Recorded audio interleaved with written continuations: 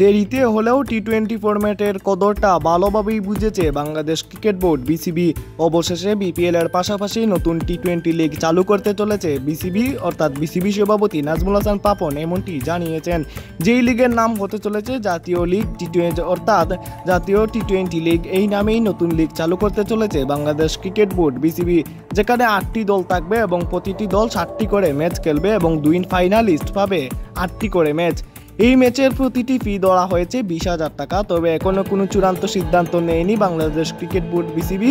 তবে বিসিবি জানিয়েছে 21 মে এই নিয়ে চূড়ান্ত মিটিং বসবে। বোর্ড মিটিংয়ে এই নিয়ে চূড়ান্ত সিদ্ধান্ত আসবে বলে জানিয়েছে বাংলাদেশ ক্রিকেট বোর্ড বিসিবি।